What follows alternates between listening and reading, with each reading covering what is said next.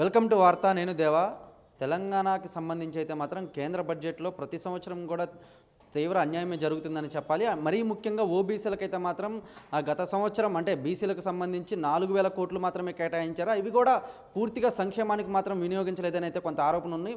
ప్రస్తుతం ఫిబ్రవరి 1వ తారీఖు కేంద్ర బడ్జెట్ ప్రవేశపెట్టబోతున్న విషయం తెలిసిందే. ఈ నేపథ్యంలో ఓబీసీల సంక్షేమం కోసం 2 లక్షల కోట్లు కేటాయించాలని అయితే మాత్రం జాతీయ బీసీ సంక్షేమ సంఘం డిమాండ్ చేస్తుంది. ప్రస్తుతం ఇదే విషయంపై మనతో పాటు మాట్లాడడానికి జాతీయ బీసీ సంక్షేమ సంఘం జాతీయ ఉపాధ్యక్షుడు గుజ్జా సత్యం గారు ఉన్నారు. చెప్పండి సార్, మీ యొక్క ప్రధానమైన డిమాండ్ ఏంటి? అంటే ప్రతి సంవత్సరం కూడా బడ్జెట్లో బీసీలకు అన్యాయం జరుగుతుంది. ఈ సంవత్సరం కూడా అంటే అన్యాయం జరుగుతుందంటారా, లేదా ఈసారన్నా సరే బీసీలకు సంక్షేమం కోసం కొంత అభివృద్ధి చేకూరే విధంగా ఉండబోతుందంటారా? మీరు గమనిస్తే పోయిన ఆర్థిక సంవత్సరం జాతీయ బీసీ సంక్షేమ సంఘం ఆర్ కృష్ణ గారి ఆధ్వర్యంలో మేము బీసీలకు ఈ దేశంలో ఉన్న 84 కోట్ల బీసీలకు 2 లక్షల కోట్లు కేటాయించాలనే ప్రధాన డిమాండ్ తోటి చాలా పెద్ద ఎత్తున కార్యక్రమాలు నిర్వహించాం. కేంద్ర ప్రభుత్వంకి పలు వినతులు చేసినాం. అయినా వాటన్నిటిని పక్కన పెడచెవున పెట్టి 4,000 కోట్లు మాత్రమే కేటాయించింది. అంటే 84 కోట్ల బీసీలకు 4,000 కోట్లు అంటే ఒక్కొక్క వ్యక్తికి 40 రూపాయలు పైగా. అంటే 40 రూపాయలతో ఈ దేశంలో ఏం చేయొచ్చండి? చాక్లెట్లు బిస్కెట్లు కూడా రావు బీసీలకు.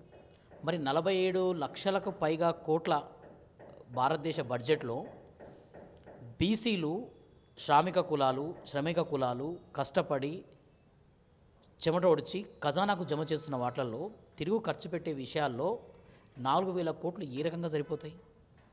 మీరు బయట దేశాల్లో వివిధ దేశాల్లో మీరు లాస్ట్ ఇయర్ చూస్తే బంగ్లాదేశ్లో కానీ బర్మా కానీ కొన్ని అభివృద్ధి చెందని దేశాల్లో అక్కడి ప్రజలకు కష్టం వచ్చింది నష్టం వచ్చింది అని చెప్పేసి 1,000 కోట్ల రూపాయలు అక్కడ ప్రజలకు కేటాయించారు.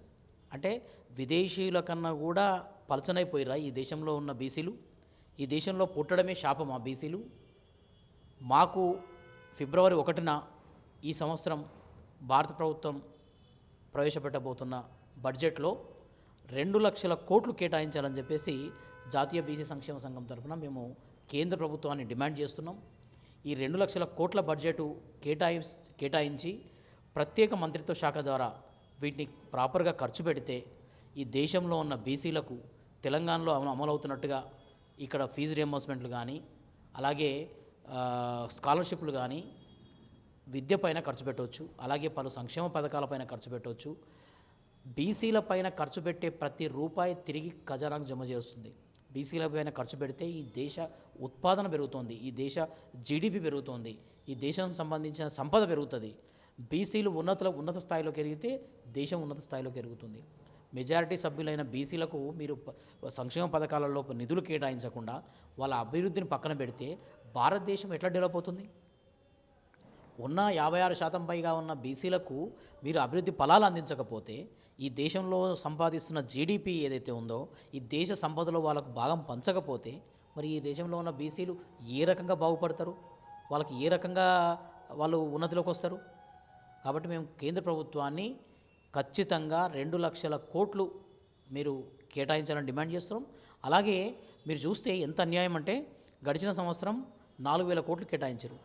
కేటాయించిన 4,000 కోట్లను కూడా పూర్తిగా ఖర్చు చేయలేని పరిస్థితి.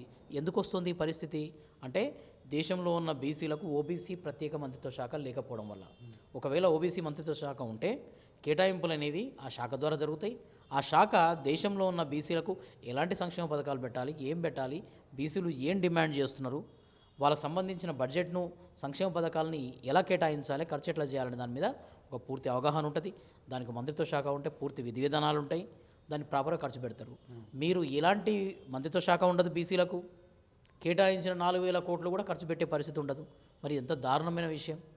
సో ఈసారి వస్తున్న కేంద్ర బడ్జెట్లో ఖచ్చితంగా బీసీలకు 2 లక్షల కోట్లు కేటాయించాలని చెప్పి మేము జాతీయ బీసీ సంక్షేమ సంఘం తరఫున డిమాండ్ చేస్తున్నాం. ఖచ్చితంగా ఈ విషయం పైన మేము ఈ 2వ వారంలో ప్రధానమంత్రి గారిని కలవబోతున్నాం. జాతీయ బీసీ సంక్షేమ సంఘం జాతీయ అధ్యక్షులు బీసీజేఏసీ చైర్మన్ ఆర్ కృష్ణయ్య గారి నేతృత్వంలో BC delegates team Narendra Modi గారిని కలవబోతున్నాం. ఈ విషయం పైన మేము సంప్రదింపులు కూడా జరుపుతున్నాం. కేంద్ర మంత్రిత్వ శాఖకు ఇంతకుముందుకు గత నెలలో మేము ఢిల్లీ పర్యటనలో చేసినప్పుడు ఆ పర్యటనలో పలువురు మంత్రులను కలవడము, ఆ మంత్రుల ద్వారా విన్నతులు పంపించడము, రిప్రజెంటేషన్ పంపించడం జరిగింది. మరి ఈ వేదిక ద్వారా ఈరోజు మేము 2 లక్షల కోట్లు కేటాయించాలన్న మా విజ్ఞప్తిని కేంద్రం పట్టించుకోవాలి, ఈసారైనా ఖచ్చితంగా అమలు చేయాలని చెప్పేసి ఈ వేదిక ద్వారా తెలియజేస్తున్నాం. చూశారు కదా, జనవరి 2వ వారంలో కనుక మనం చూసుకున్నట్లయితే ఆర్ కృష్ణయ్య నేతృత్వంలో అటువైపు ప్రధానమంత్రి నరేంద్ర మోడీని కలిసి మరీ రాష్ట్ర బడ్జెట్లో అంటే కేంద్ర బడ్జెట్లో 2 లక్షల కోట్లు బీసీలకు కేటాయించాలని, అంటే కేవలం బీసీల సంక్షేమం కోసమే ఈ యొక్క నిధులు అయితే మాత్రం ఉపయోగపడతాయని, బీసీల కోసం సంక్షేమం కోసం వినియోగించే ఏ రూపాయి అయినా సరే మళ్ళీ తిరిగి వెనక్కే వస్తుంది తప్ప నష్టమైతే వాటిల్లదని అయితే మాత్రం బీసీ సంక్షేమ సంఘం జాతీయ ఉపాధ్యక్షుడు గుజ్జా సత్యం చెప్పుకొచ్చారు. ధనరాజ్తో దేవవార్త, హైదరాబాద్.